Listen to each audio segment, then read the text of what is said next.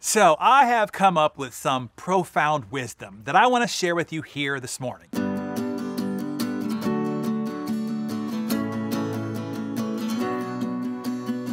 It is an answer to an age-old question, one that philosophers, gurus, scholars, sages, poets, novelists, and theorists have been pondering and pontificating about since the beginning of pondering and pontificating.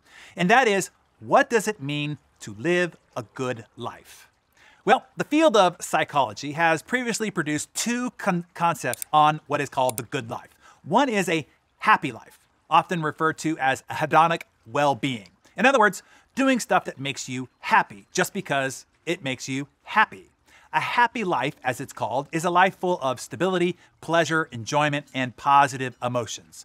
The second is what's called a meaningful life, often referred to as a eudaimonic well-being.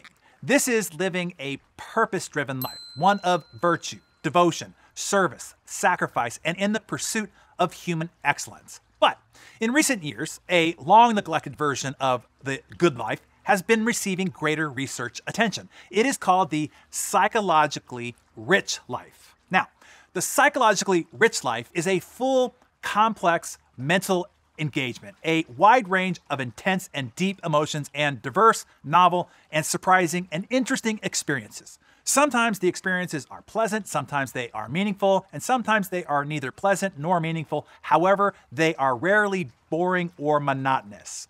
Both happy and meaningful lives can become monotonous as well as repetitive. A person with a steady office job, married with children, may be generally happy with their life and still be bored out of their skull. A person living a meaningful life can also find it routine, mundane, and monotonous. Also, the psychologically rich life doesn't necessarily involve economic richness. Psychological richness is related to, but partially distinct from, both happy and meaningful lives. Psychological richness is much more strongly correlated with curiosity, with openness to experience and experiencing both positive and negative emotions more intensely. Of course, the answer to what constitutes this good life involves a healthy mixture of all three states of being. Living a life of meaning, one with purpose that positively contributes to the lives of others, as well as happiness simply for the experiencing of the blessings of joy and pleasure that this life has to offer us, and then challenging ourselves with diverse and mentally and physically and emotionally intense experiences simply for the sake of curiosity, stimulus, and adventure, risking what could be even a negative or wasteful experience.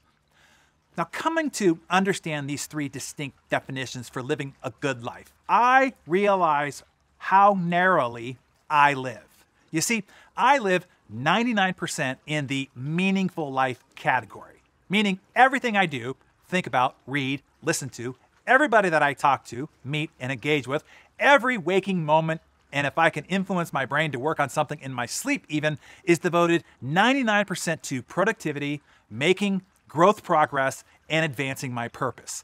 I am not revealing this to you to boast. In fact, I'm revealing this to you to confess. This is not as good of a life as it should be, could be, that I should be making it to be. I do zero for psychological richness. If something doesn't have purpose, I just don't do it. I don't read books that don't have purpose. I can't even remember the time I read a fiction book at all. I don't listen to podcasts that don't have purpose. I won't take phone calls, have meetings, or hang out with people that don't have purpose. You invite me to go fishing, hunting, bird watching, sailing, or whatever. Unless the people attending support my purpose, I'm not going. Why don't I learn a foreign language? Learn to play a musical instrument? Why don't I play video games, jigsaw puzzles, or do Sudoku? Why don't I surf, kite surf, deep sea dive, play tennis or golf? Why? Because time, energy, and life force expenditure there does not serve my purpose. Again, I am telling you this to confess. This is not good. I don't regret living a meaningful life at all. It is because I do that we have all of this together. What I am coming to see, though, is this, and I share this with you to consider for yourself.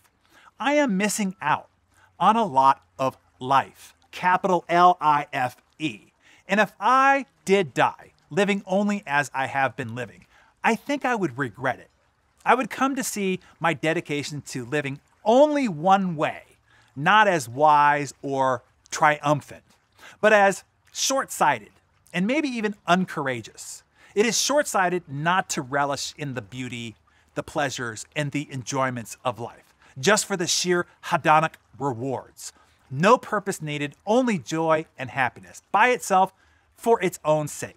I might afford 1% of my life to that, and that's no joke. About all I come up with that I do for happiness' sakes alone is watching a good movie, a great massage, or watching the sunset with my wife on our balcony. I mean, that's it.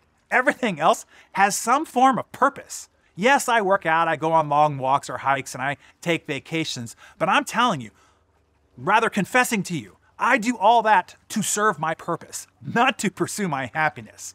And it is uncourageous of me to not challenge my routine and status quo with a wider range of diverse, novel, and complex, and sometimes maybe even negative, perspective-changing events, only for the very sakes of experiencing and exploring one's inner world. So, the answer to this all-important question of what constitutes a good life is this: a mixture of all three: happiness, meaning, and psychological richness. Right now, I am probably 1%, 99%, 0.